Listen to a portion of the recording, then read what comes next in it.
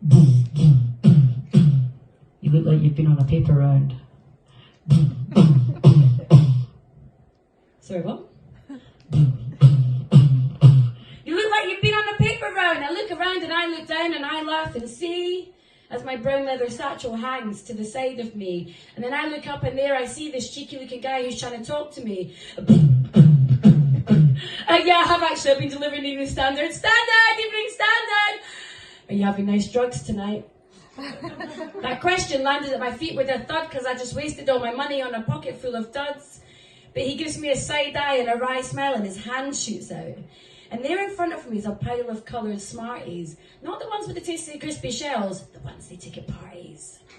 So I take one and I flip it in the air and I catch it like a peanut and then I throw some water down my throat thinking I'm cool as fuck and all that. I'm obviously lying, I'm not as cool as that.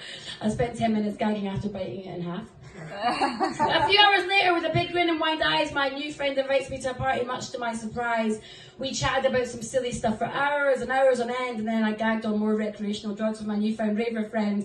But it was just our luck, we were high as fuck, and I said to him, "You can be a primary school teacher." And he said, "Why not?" I said, "Because your pupils are too big." I wrote that myself. And he stops and he looks at me and he asks me, "What's your favourite book?" And I stop and I say so surely, without a second look, "Well, that's easy. It's The Melancholy Death of Oyster Boy by the genius that is Tim Burton." Side note, before the Burton got all rubbish. His face turns to a smile. "I love that book," he says. So I get ready to recite and clear my throat out to impress. And then the genius that is Mr. Burton tumbles out of my mouth. One day in the park I had quite a surprise. I met a girl who had many eyes. She was really quite pretty and also quite shocking. I noticed she had a mouth, so we ended up talking. We talked about her flowers and her poetry classes and the problem she'd have if she ever wore glasses. Oh, it's great to know a girl who has so many eyes, but you really get wet when she breaks down and cries. Fast forward 13 years! If this was a movie, there'd be some kind of montage and some shit 80s pop music of sorts. When I look back to where we've been and what we've done and what we've seen, it blows my fucking mind. Nights in, nights out, side-splitting, laughing and rolling about, blow-up pirate ships with inflatable swords, making up silly songs with lots of silly words, snowball fights on Islington Green with more snow than taken by Charlie Sheen, getting up in the air in cheap airfares and landing down on the ground, what fun to be found. Where would we go next? We didn't really care as long as we were both there. We're peas and pods, we're ridiculous sods, you see. We figured out we were a pair of 6-year-old best friends, willing each other into mischief to the very, very end. And there we are, we're 3 feet tall. With massive dreams, but we're only small.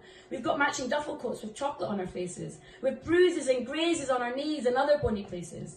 You've got broken glasses and I've got frog faces on my wellies, and we both like eating fizzy cola bottles, ice cream and jelly. But in real life, I'm not that small. You're 5'5", 5'5", you're 6 feet tall. But we're still the most ridiculous ones of them all. They tell us to grow up and we shout, "Stay small!" You made me feel mighty. You made me feel brave. You made me believe that I could be the things I crave, because you are the silly glasses that I wear.